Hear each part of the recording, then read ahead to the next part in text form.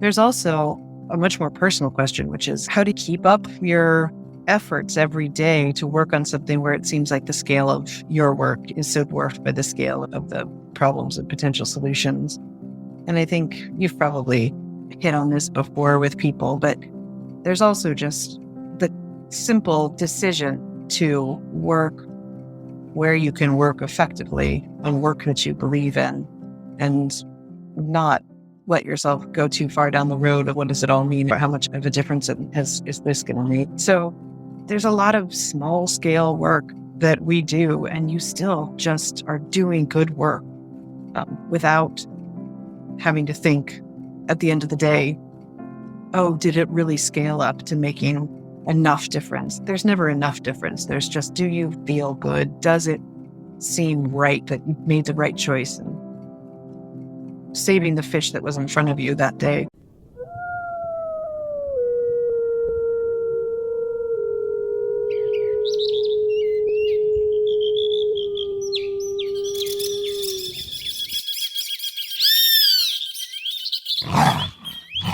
You're listening to the Rewilding Earth Podcast.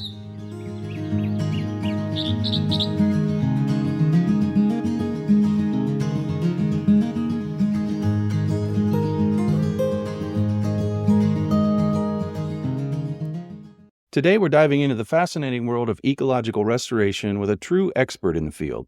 Dr. Jessica Hardesty Norris is a senior ecologist at Biohabitats, bringing over 2 decades of experience in everything from strategic planning to hands-on conservation.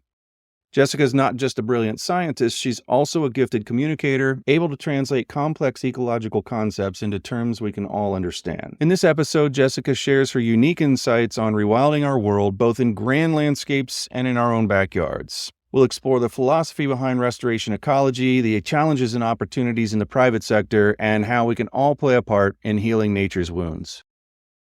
Jessica, thanks so much for being on the Rewilding Earth Podcast. It is a great pleasure to be here. Thanks for bringing us. Pre to this, we were talking about why you're here, and you were maybe a little bit confused. And I'll start by saying that you were implicated by someone on staff who wishes to remain anonymous as someone who's most likely at staff parties to wax philosophic about rewilding and about the work that Biohabitats does in the world. And so whether or not you are happy with that designation, you have been designated. So I am embracing the designation. as I hoped you would. Let's just start with, how'd you get here? So I'm an organismal biologist. I really liked running around in the woods, catching things and counting them. And that took me to Peace Corps, where I got a lot of field experience in the tropics, and back to graduate school with John Terborg. And John Terborg appears regularly as co-authors with the founders of the rewilding movement, often a collaborator with some of the big thinkers in rewilding. So I came from this very strong intellectual background or tradition of thinking about trophic cascades and top-down and bottom-up regulation of wild systems and the need to conserve very large landscapes. So when my husband's job moved me to Charleston, I was reached back to my professor, John, to ask him if he had any ideas for me. I had just gotten turned down for a fundraising job in the Nature Conservancy, and I was convinced that was going to be my path forward. But it turns out I didn't have the right social connections and understanding of the lay of the land for donor relations in the low country of South Carolina, which is a very specific breed of place. And John said, you should go talk to this guy, Keith. He's down there. He's sitting on the boards of some organizations with us. He thinks about the big picture. And so that's how I got started at Biohabitats. So I had written a dissertation on altitudinal migration in tropical hummingbirds. So it was a very big step for me to come into a company that works domestically. And I've just been leaving the American Bird Conservancy. So I had been on the NGO side. And I do think a lot about that relationship between the work we do as done by NGOs and the work that's done by government and the work that's done by the private sector. It's always been a little bit of a puzzle to help people understand how a place like Biohabitats fits in to all of this. It's one thing to say it's the practical application of certain processes and the philosophy we all learned from the guys who made this stuff up. Soule, Noss, Foreman, Terborg. But it's more than that. And I always like to hear people's different definitions of what's your place in this and how does it fit on the big scale of things? So one thing that's very biohabitats centric is that we have these conversations internally and we look at the landscape of where we fit in. There's multiple levels and there's different sort of aspirations from different people. But one thing we know that we do is keep track of and watch national conversations on landscape connectivity and work oftentimes for municipalities. So when I participate in something like we were helping out with the landscape conservation cooperatives, Southeastern Blueprint, I interacted with them primarily in South Carolina. They came down, did regional workshops to try to think about where are the important connectivity points on the landscape for future migrations of living organisms, plants and animals across this landscape, both in terms of protecting unfragmented land, but also thinking about climate change and how things are going to be needing to move up and down climatic corridors and across climatic conditions. When I interact with them, you're in this room, this stimulating, exciting room with like all these scientists, big thinkers, and federal land managers who are taking a very high level perspective. And I feel like sometimes I'm maybe a little closer to what it feels like to be a mid-level bureaucrat in a municipality who's trying to think about how their park hooks up, or trying to think about what are the important things to consider when you're looking at land acquisition. And so we really see a need to be able to bridge the academic and the federal and the big thinking initiatives with the local decisions, because these local decisions about land use and the local decisions about what's being allowed to, be built where are happening, whether or not they're informed by people who understand landscape scale processes and people who understand the scale of change that's coming with climate change. I think I would say that Biohabitats is very aware of our ability to bring some of the broader scale conversations into the conference rooms where local decision makers are deciding what land gets preserved, what land gets restored, what land gets developed. There's a lot of work to be done that the conservation movement was not trained to do. Nobody here knew how to go to a local government and talk about planning, development planning. And I imagine Keith saw that when he was thinking about biohabitats in the early years, and that something needed to be done to bridge that gap. So it makes a lot of sense that we're talking more and more to people like you. The biggest gains to be had now are connectivity more than anything else, as I see it. Do you see it that way? So what are the biggest gains to be had in terms of a lot of the huge ecosystem scale processes that could be recovered on a landscape? I feel like some of the biggest gains that might be had would stem from completely unpredictable economic and social change. And maybe it's not completely unpredictable, but I think about what if a laboratory, like a technological solution to mass agriculture of certain crops shifted, and all of a sudden you had land on a scale that you hadn't been able to play with before that was no longer economically viable for agriculture. Interesting. Something big like that. Or what if we ended up with the huge economic change whereby we had some sort of like guaranteed minimum wage model happening and needed to put in service hours in order to get it. And all of a sudden there was like a huge unformed but interested workforce in putting restoration solutions out on a landscape. What if there was like a huge driving shift in our population, and all of a sudden we're looking at empty spaces in a way that we hadn't had before? Like the really big moves, I think we need to be prepared for them. Because if you'd asked me this question in 2018, I never would have been thinking in these directions. But once we had COVID, it made me think so hard about so many ways that we could have a seismic change of how humans are on the landscape. just a foundational shift in what we expect from our ability to coexist with nature, natural processes, that I think about it in a whole different way than I think I ever used to. We don't give ourselves permission often to talk about the what ifs. And that's the conversation I really wanted to have today. What are the what ifs that you think about? That I think the question in some ways is, how do you reconcile the scale of the solutions we're developing every day to the scale of the problem, which seems well beyond the scale of the solutions, to say the least.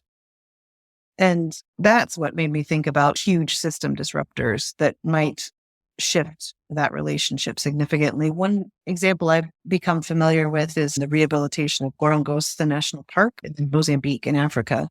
And it's this place, it's like the DMZ or Chernobyl, where you've got these huge human processes that have had a dramatic effect. But in Gorongosa, what happened was that from 1977 to 1992, there's a civil war in Mozambique, and there was a 95% a war-induced complete collapse of the biomass, like just dozens and dozens at least of species that were big savanna herds, wildebeests and elephants, etc., that were all just eradicated from the landscape. And you have just over the course of just a few decades, you've seen this enormous recovery. It just boggles the mind to drive across that landscape today, see elephants, see herds and herds of 9,000 kilograms per kilometer squared is what the biomass was on the landscape at one point. And it was just gone completely. And in only 2 decades, you've seen this enormous recovery to where you've got almost a complete cohort of species. You've got lions back. It's just amazing thought piece to realize what the ecological rebound can be with some facilitation. And I don't think we ever know when those opportunities are coming.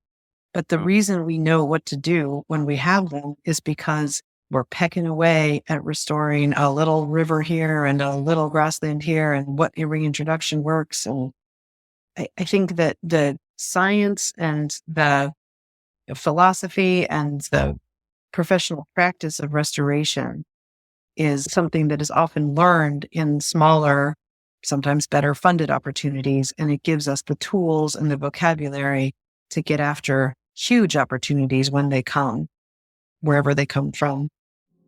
Biohabitats is proud to sponsor this episode of the Rewilding Earth Podcast during the UN Decade on Ecosystem Restoration. And always, Biohabitats applies the science of ecology to restore degraded ecosystems, conserve habitat, and regenerate the natural systems that sustain all life on Earth.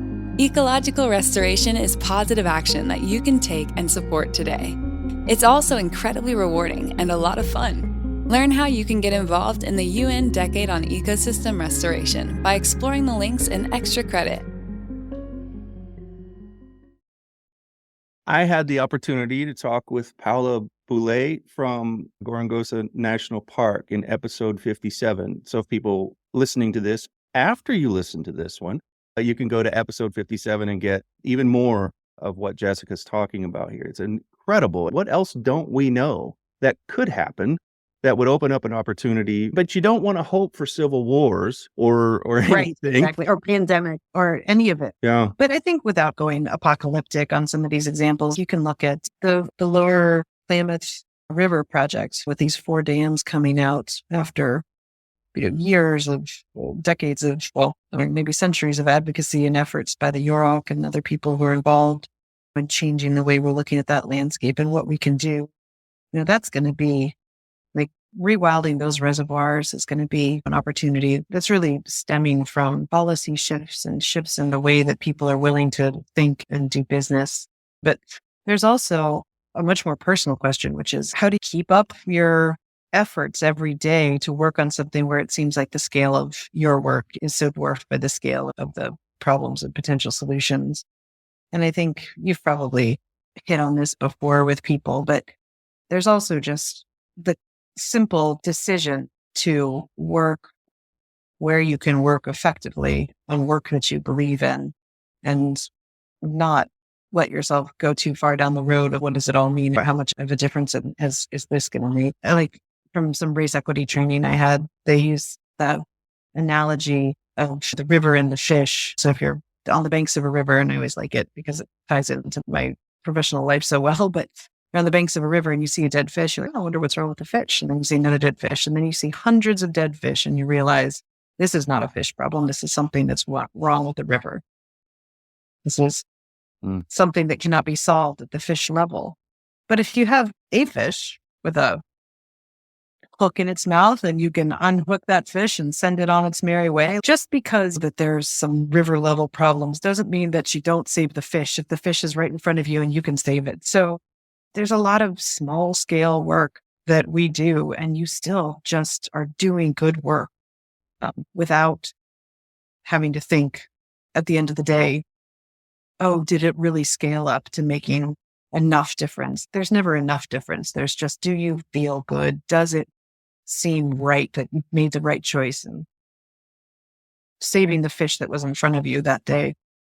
I think that's a different perspective on how the scale, temporal and spatial scales work in this work. And what else would you do? With the knowledge that you have, you can't not do anything. It's impossible for us to just sit and twiddle our thumbs when we get really depressed about, oh man, are we the only ones talking about this? I'm going to steal a line from that Tom Jacobs works for the Mid-American Regional Council. And he said something in a conversation a year ago with me that I think about all the time, because I think we're in a similar position where for the first 20 years of my career, I just felt like I was always trying to say, like, this is what we should be doing. This is what we should be doing. This is why we have to do this. This is why we have to do this. This is why you have to fund this. This is why.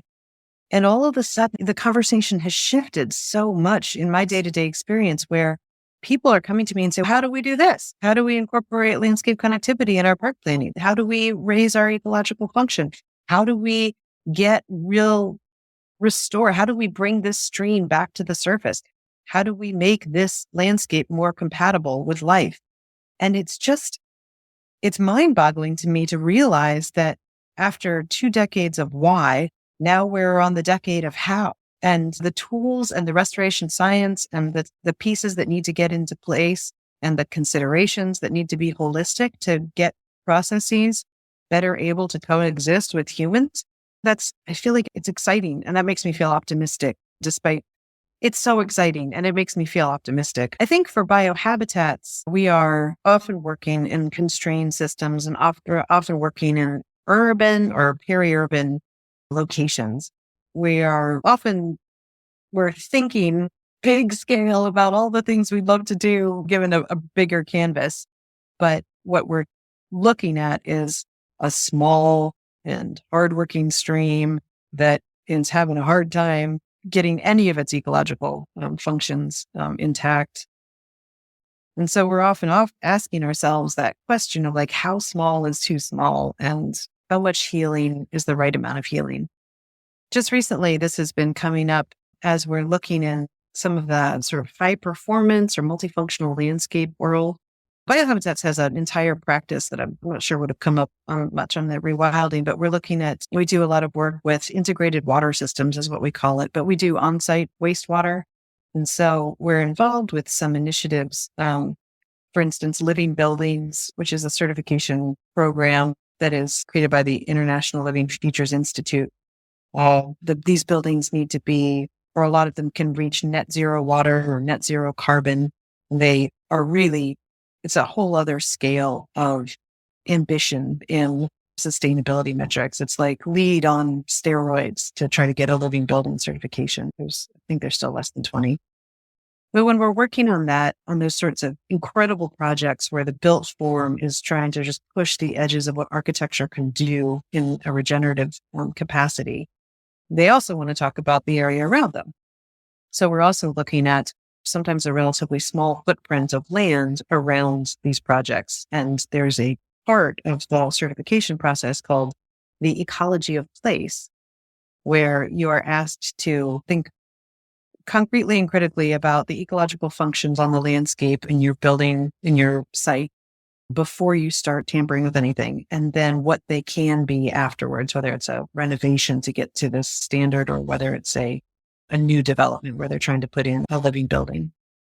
And so that takes us to a very small geographical scope sometimes. And so I was chatting with you before we started recording about an internal conversation that we just framed up and had about where Biohabitats wants to be in those very small, high performance, multifunctional landscape spaces. Because the potential for ecological restoration, for bringing biodiversity back, for instance, is on a whole different level if you're really talking about something happening in a city block or in a few city blocks or in landscapes that are so altered and so constrained by their history. I don't think I have an answer for you there, but that is something that we are actively engaged with as a company right now, is thinking about where do we want to be? And is there a site that's too small, or is it all the right thing for us to be doing? Because what you can teach people about living in a way that does not make it impossible for other life forms to coexist is a powerful lesson. And what we can be teaching people about that really depends on how many people are seeing it, how people are engaged with it. And if you can take an office building that's bringing thousands of people in and out and show them what a living and regenerative landscape around that looks like, and start to shift the aesthetics and make people think of upscale and cool as wild and diverse, then maybe you've done the right kind of work, even if you're not saving that many. There's not that many species that can survive in that area or that you'd want to attract to that area. So we do have a very active conversation going on at our firm. And I think the one we had today, we actually had some visitors from our peers who are also wrestling with this conversation. That brings me to something that we've been noticing at the Rewilding Institute quite a bit, and that is people reaching out to us, hoping, expecting that we might have some answers for them. Kids who have lost their parents and inherited 75 acres. And they don't have any interest. In fact, they have the opposite interest. They really want to rewild. They don't want to do what was done on the land traditionally. They want to, can you guys help us? Do you think at some point, or does this ever come up at Biohabitats? Yeah, we do that now. So we have some private landowners who are interested in just ecological restoration. And sometimes they'll, run into us in the cities that we live in. It's not a huge practice that we try to spread. And so when you asked your question, I'm immediately thinking about scale. Like, how do we serve people like that and at what level? We've done, especially on private ranches, we've done several projects that are helping landowners take a regenerative and restorative approach to how they're managing their land. Now, there is a threshold on where Biohabitats gets involved. A lot of times, like the organizations and the partners that we work with who are wrestling that question down the most are probably people that you've spoken to, but local land trusts or local chapters of the Nature Conservancy are taking those calls all the time, right? Trying to figure it. People are calling and saying, I want to do something different. What's the conservation easement? And it's often a struggle. We know a lot of land conservancies that just are saying yes to everyone because they don't believe that any land is not worth saving. And there's others who now have portfolios that are so, diverse and complicated and hard to understand or to build into something cohesive that they've started to take a very strategic approach to saying, we are interested in conservation easements or purchase or acquisition or TDR or other mechanisms of conservation preservation only within this corridor because they just can't take more little pieces of landscape. And so I think that there's probably landowners out there who would have a really hard time finding support. And there's others who would very easily find themselves in a good situation for getting more input because they're in an area that's been prioritized through another mechanism. There's also a little bit of a difference between there's people whose restoration or conservation impact on their own land might be limited to what they can do while they're maintaining a lot of mowing. They might be better off just talking to their soil conservation districts and understanding what are the things that they can do to revitalize as much as they can. And then there's others, like the ones that probably we work with most actively now, who really have a vision for transformation or understand that they're in floodplain and they can think about this in a new way And then they need to or want to or able to bring around kind of the level of professional consultations to say, if we really are willing to push some dirt around, what could we do here? I think as a planet, we're coming to that phase where people are understanding that it is not inexhaustible and we are going to have to change things. And that's a wonderful driver for innovation and for the private sector to be able to jump into as well, or to build a restoration economy that we can be proud of every single sector. Have you ever worked on a project where somebody was in that camp where they knew how to operate a bulldozer and they weren't really necessarily from the Terborg-Soule camp of conservation biology? They were primarily there to do a job. Have you ever watched someone kind of change during a project? Oh, absolutely. Like we've watched people, in partnerships with contractors over years. We've watched, I wish I could rattle off some names because I'd love to give them a shout out. We've watched the ecological restoration knowledge base just grow because of the passions of people who are leading companies. I think Left Hand Excavating, there's a whole bunch of them where after working on several projects together, we often have this experience where we do a design, we're totally in love with it. They put it out to the lowest bid contractor, and then it just becomes this very difficult situation to actually get it built the way that it was supposed to be and to understand which are the important parts to mess with and to not mess with. And in contrast, we've had sometimes you just need a guy and he's really knows his plants better than our biologist, knows this landscape because he's got history there, and becomes a co-designer, like an inestimable asset to the work and to the process. And sometimes we've been able to cultivate those relationships. I would say that a lot of our design build work everywhere we're working with, there's a bunch of contractors, Meadville, that they are restoration ecologists to the bone. And that's why we work with them over and over again, because it's been, such a successful and productive collaboration. And a lot of designers, they don't know what they don't know until they're talking to the builders. So it's definitely a two-way street. Like what we've learned from what our designers have learned from contractors is just as rich. People on the ground, they really know places better than we ever could if we're coming from the outside. Yeah, it's so important to the landscape history. You do all this work and the internet's pretty awesome these days, but then you just get a couple key conversations and realize that's why that's why the vegetation looks so different, because somebody's explaining something to you about what this site was used for before, or that there was material brought in and it didn't show up on any paper, but they understand it. People have brains that are so deeply attuned to understanding what's around them. We just, from an evolutionary point of view, we are designed to understand this tree versus that tree so that we can mark the way. And people have that awareness, whether or not they're trying to think of it in any sort of formality or terms. If they know the land, they know the land. And they're sometimes really dying for somebody to recognize that fact. I imagine you come in and you're applauding someone who's not used to anyone caring what they know or listening to them about this. They're considered the geeks in their community. And, oh, here he goes again, or she goes again, talking about that watershed, whatever that is. And you guys come in and you're like, you can talk to them and see them and appreciate them. And it's just got to make lifelong friendships so much easier. So what's your advice to people who are listening to this? What would you tell people to do if they're thinking, this really sounds cool, I love her job, I love what she gets to do? I decided when I was 16 that I didn't like people enough to want to work with them. And I wanted to protect things that needed our protection and had never done anything wrong and never done anything to earn the situation they were in. And so my ideal job was to be on a fire tower out in the middle of nowhere. So I would try to go to a forestry school so that I could just be around natural world all the time. That changed a bit. And then I went to Peace Corps and I started to understand what makes people who are living on the edge need to cut down those trees to get their kids to the doctor. That revolutionized my idea of what I wanted to be. And I came back and got a PhD in tropical ecology, thinking that I was working on large-scale conservation in the tropics for the rest of my life. And again, I worked on altitudinal migration, hummingbirds. And then my first job was on seabird conservation. And then I ended up at Biohabitats.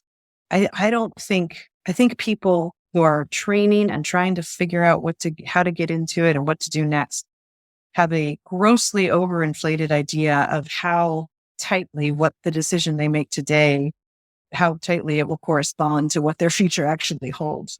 So I think it's just, don't take it that seriously. Just keep yourself on the side of things that you want to be on, and it will someday come together on a configuration that you didn't realize, because you never realized you had a knack for working a room and doing fundraising. And it ends up that the thing you can do for conservation is actually donor relations, even though you thought you wanted to be a scientist. Like, these kinds of surprises happen all the time, and you just need to be open to them and listen to what your path is telling you should try out next. Jessica, thank you so much for taking the time today. This was enlightening. I had a great time. You are awesome. Keep up the great work. All right. Thank you so much. We always appreciate talking to you, and I had a blast. Thanks for listening to the Rewilding Earth Podcast. We do what we do because of you. This podcast is supported by listeners like you who long to live in a wilder world. Please consider donating at rewilding.org and subscribe to our weekly news and article digest while you're there. To go the extra mile, you can follow and share Rewilding Earth on Instagram, Facebook, and Twitter. Bonus points for sharing this podcast with your friends. To listen to past episodes, go to rewilding.org/pod. That's rewilding.org/pod.